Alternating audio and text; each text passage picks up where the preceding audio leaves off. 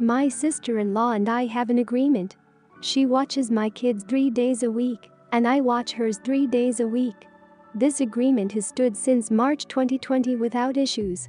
Any changes have been discussed weeks in advance. A couple weeks ago, we had an argument. The next day, I brought my kids to her house, dropped them off, and left.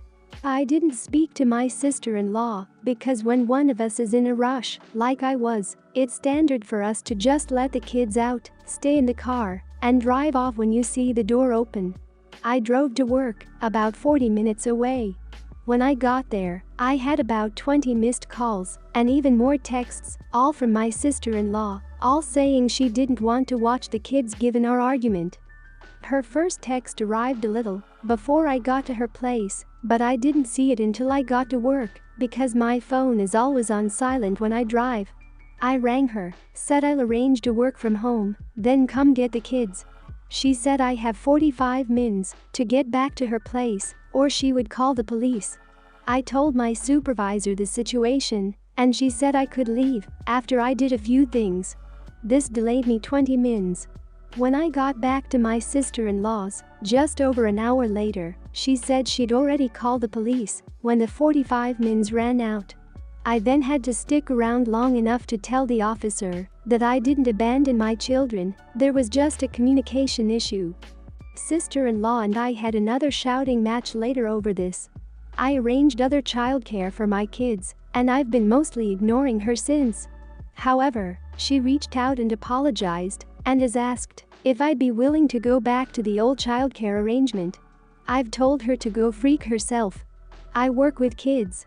If I got child abandonment on my record, I would never work in my field again, which she knew, and her calling the police was a massive overreaction, so if she needs a babysitter she can go whistle for all I care. She said that if I checked my phone, talked to her that morning, or came back when I was supposed to, she would not have needed to call the police, and I did this to myself, as she gave me a warning with that first text, and I could have checked my phone, or spoken to her directly when I got to her place, all of which she says she would have done, if she were in my position, given that we'd argued the night before. I've told her that, if she thinks I'm babysitting for her, she's freaking delusional, and she's on her own. Because of my refusal, it's looking like she may have to quit her job because my brother and her would pay more for a babysitter than they would earn from her working. My mother and brother have both called me an idiot because there were no consequences to her calling the police, and that while she overreacted, she's apologized, so if I really forgive her, I'll let us move on. This income loss would also mean that she, my brother, and my niece and nephew might need to move somewhere cheaper, that my brother might have to take on extra hours at work, and in an extreme scenario they may even be completely unable to live independently, meaning they'd have to move in with her parents, who live several hours away. Am I the idiot? Not the idiot. She has shown you her true colors. Not only is it gross to up and decide to not watch the kids, as per your agreement, because she is mad at you, indeed take it out on the kids, but also to let you know by text after you had already left. She was trying to create another argument. She was beyond escalated this to a place it never should have gone, calling the police and risking your licensure. Now believe her, and follow your gut instinct of cutting her out. And if she complains that she has to leave her work, remind her that she did this to herself, she didn't think it would have any consequences. But it did. Not the idiot. Calling the police was taking it too far. Your mother and brother along with sister-in-law are absolutely delusional, that they would think that for 1 second, that you would ever have those children over at your house ever again, or that you would ever bring your children to their house. If sister-in-law loses her job, I guess that they will accuse you of causing them to lose their house, run up credit cards, etc. They all deserve a hard no. Just because everything has its consequences. Don't give in on this. I'm very furious in your behalf, and any consequences are on her exclusively. Not the idiot. And what if the cops had pressed charges? What if you had lost your kids? She does not understand the ramifications of what could have happened. She nuked her relationship with you, she nuked her relationship with your kids, and has to accept that. She can be all woe is me to your brother and your mom, but I would cut her off. You should tell them that you cannot trust her anymore with your kids, and maybe in time she can earn that trust back. She had a sweet deal going on. I would love to have someone watch my kids 3 days a week, and I would totally be fine having double amount of kids for 3 days, just to have those 3 sweet off days. Hello everyone. We, 29 and 24, are getting married this September. Up until recently, everything had been going to plan, and our months of hard work planning had been paying off. The issue lies in the dress code. We have been clear from the beginning that this is going to be a white tie event, so of course there are strict rules attached to that. One thing we are really looking forward to is our wedding shoot. We have spent a large amount of our own money on a photographer, who we hired after weeks of research and shopping recommendations. The photographer is highly sought after in our area, and we were lucky to book him last year in advance. So naturally we are taking this seriously. We have been clear from the very start that the dress code will be fully enforced. The invitations we sent explicitly told our guests what we'd be expecting from them: white tie, no unnaturally dyed hair, no visible tattoos or piercings, and that they were free to decline the invitation if they had a problem with this. We also sent everybody a reminder over email several weeks ago repeating this instruction. This was going fine until one of our mothers has recently posted on Facebook a picture of a cocktail-style dress she wants to wear on the day. Of course, this isn't included in our dress code, so we informed her right away that the dress would be unacceptable. Another woman, a family friend, asked if she could bring flat shoes to change into after the ceremony, and again we directed her to the white tie instructions. Unfortunately, this has caused a lot of unnecessary drama throughout both our families and even some friends. Both sets of parents, cousins, some siblings, and many more people have messaged us privately to ask us to relax our dress code and allow them to be flexible. This isn't happening, so we have just pointed to our white tie only policy and told them they accepted the rules when they are SVP''D. In our opinion, while wearing knee-length dresses and suits, rather than a tux, might be appropriate for day-to-day life, they will doubtlessly look out of place at a wedding that is supposed to be fully formal. We are hosting a private event where we are able to set the rules. Having been to other weddings over the years, we have fully complied with the wishes of the marrying couple, and we do not see why we should not be given the same treatment. Since we made this clear, we've been called jerks by people around us. However, in our opinion, this is our wedding, and we've been clear about our preferences all along. We have even told our guests that if anyone has a problem with this, they are free to drop out, even though we will still be paying for their seats now and not attend. Am I the idiot for having a dress code at our wedding? You are the idiot for implementing a weird version of white tie. I suspect instead of white tie you have a very constrained idea of some sort of classy event in mind, which of course is not classy at all. You are being a snob and a poor host. The idea of a dress code is to inform people of expectations of what to wear, not form a restrictive code. This is a formal event, not a nightclub, and you would be rude beyond belief to bar people from coming because they don't own or feel comfortable in the kind of clothes you want to see in your bloody photos. This should be an occasion to celebrate with your nearest and dearest. You are making it all about the look. The good news is that with this behavior you are telling people who you really are. It's difficult to give a judgment because I usually firmly believe in the your wedding your choice rule, but the guidelines dictating about hair, tattoos, piercings seem excessive. Surely for some of your guests, changing hair colors or covering up tattoos will be expensive, a real hassle, and would deter them from attending. So you are the idiot. The tipping point being that you won't allow some poor lady to change from uncomfortable heels into flats after the ceremony is over. I mean, what if you have leg pain or movement disability that makes wearing heels difficult? Does that mean you can't attend? I'm confused as to where you draw the line, but I think it's pretty harsh. You are the idiot because I feel like you don't actually understand what a white tie dress code in wedding is, or the fact that it's usually only used for royal weddings. Having a dress code is fine. But dictating a guest's hair color or tattoo viability is not. High heels actually aren't a prerequisite for white tie the way a long gown and wearing gloves are. Also, your use of the word tux, which is more of a black tie thing. A standard tux is not white tie attire. I'm kind of guessing your way out of your depth and element here, and just want to play fancy dress up. You also don't seem to care about your guests at all beyond them being props. My 31 husband, 31, and I have 4 children. A son, 9, a daughter, 8, and twins, 5. My husband and I were over the moon when we had our first 2 kids, and were just very excited. The twins were a huge surprise considering twins aren't common in either of our families, but we decided to keep them.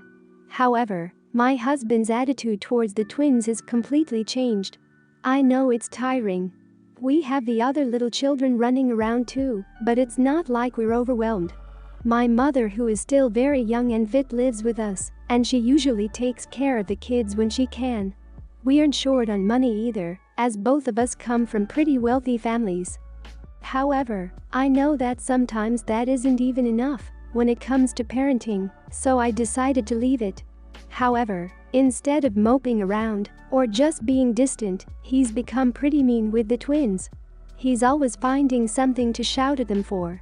Plus, he's the perfect dad with my older children. He only acts weird with the twins.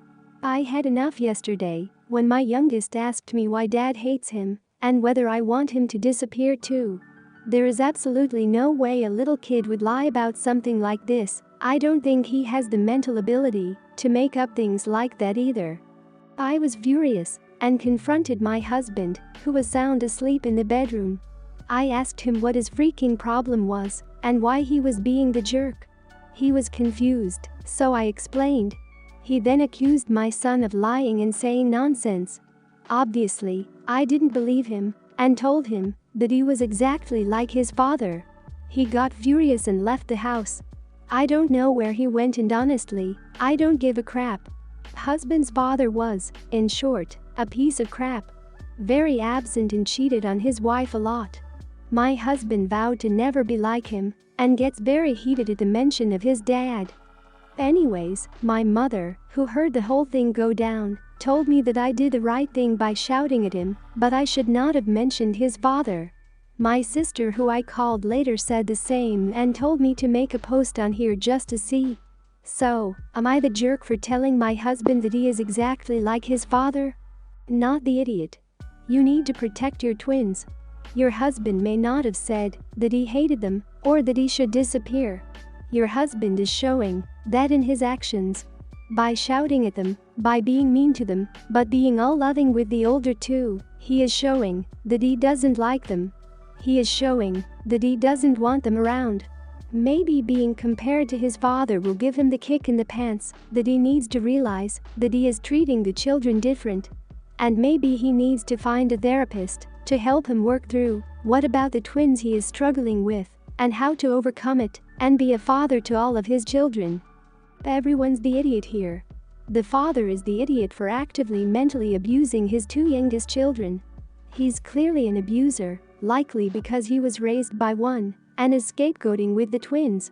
You are the idiot for knowing he was treating the twins poorly all along and only letting your temper rip after you had to look your small child in the face when they asked why daddy hates them and wants them to disappear. It hit you like a ton of bricks because your gut knew it was true based on other things you saw and heard your husband say to the little ones. Perhaps you were angry with yourself because, in other words, they've been abused literally for years. Everyone's the idiot here. Your husband definitely needs to change, but people don't change at his age. You addressed this in a way likely to elicit defensiveness and promote antagonism and shut down productive conversation. You might feel better talking to him, but it doesn't help. Hope your little scolding makes him think about his life. But nothing you say is going to make him suddenly sit up and start loving the twins. He needs to be put out of the house, required to get therapy, and you need to find yourself a therapist to help you determine how you could have watched this man mentally abuse and alienate your 2 youngest children for so long. Hello. I was supposed to get married last year, but due to the obvious issue it had to be cancelled, and we moved it to this year. Finally, my area is doing well in terms of COVID, the cases are lower every day, and the regulations are relaxed, and everything is almost back to normal. I'm getting married in a month and I couldn't be happier. I have a no-kids wedding, and I had notified everyone that it's a no-kids wedding, so they could tell me whether they'll be able to attend or not. I said it's fine if you can't find a babysitter for the day, and I won't judge if you can't afford to have a sitter or you can't find one and you won't be able to attend. I just said I'd like to be notified at least 2 weeks prior to the wedding, because that's when I'm gonna give a list of the guests to the venue. 4 of my friends and a cousin of mine called me earlier this week to tell me they won't be able to attend because they can't find or afford a babysitter. They wished me well on the wedding. I got very upset. They knew for an entire year that I was planning a no-kids wedding, and they couldn't figure something out, which tells me they don't actually care about me. The phone calls of the 4 friends were separate and happened in the span of 2 days, and my cousin actually visited me to give me the wedding gift and tell me she won't be able to attend. My cousin was the last one to tell me, and I went off. I told her how I feel like my wedding is not important to them if they can't figure out how to leave their kids alone for 1 day. My cousin then said how I'm being unfair because I had previously said it's fine if we can't attend because of the kids for whatever reason, and then I said that I'm being notified last minute, and she pulled the argument that they notified way before the 2 weeks notice before the wedding and that they notified more than a month before it. I told my cousin to leave my house because I needed to think. I called my mom to ask for advice and also consulted my fiancé, but they both told me that I'm overreacting because the girls met my wishes and notified 1 month prior, and how I was the one that said it's not a problem if you can't attend because of the kids. I said I felt it was unfair that they'd put their kids above my wedding when it was just for 1 night, and my mom scolded me and said I'm being too entitled for expecting people to put their kids' needs or their financial issues aside because I'm getting married, and that my wedding might be the most important thing to me, but it's not the most important thing to everyone else, and if someone has to attend 10 weddings a year, it's natural they won't be able to meet the needs of every single one. So am I the idiot for getting upset at something I previously said I wouldn't mind? You are the idiot. And a hypocritical one at that. First you told them it was okay if they couldn't attend due to childcare or financial constraints, and then you blow up when they dare to take you at your word. This has not been a typical year, and it's been financially and emotionally difficult for so many people. Your wedding is not as important to others as it is to you, and your complete lack of understanding or any smidgen of graciousness has probably earned you the Bridezilla title after your little tantrum at a cousin who was kind enough to hand-deliver a gift to you. Time to apologize and realize that the world does not revolve around your nuptials. You are the idiot. Your mother is right. This day may be the biggest thing in the world for you, but other people's lives continue like normal regardless of what happens on your wedding day. If having these people attend your wedding is very important to you, then you have to arrange for the babysitting or a separate children's party or something like that. If you do not want or cannot afford to do that, then you truly have to be fine with what you already said you would be fine with, people not attending because they cannot arrange or afford babysitters. You are the idiot. This is your day, yes, but this does not mean they can bend over backwards for you. You made the decision to have a no-kids wedding, which is up to you, but also means that people who do have kids might not be able to make it. You shouldn't have told them it was fine, if it was in fact not fine. Organizing childcare can be a huge struggle, and considering one even got you a wedding gift still does mean they care about you. Of course they put their kids above your wedding. They are their kids. What are they supposed to do? Their kids are more important than 1 day in your life. That's it. This was the risk you took. You are being insanely entitled here.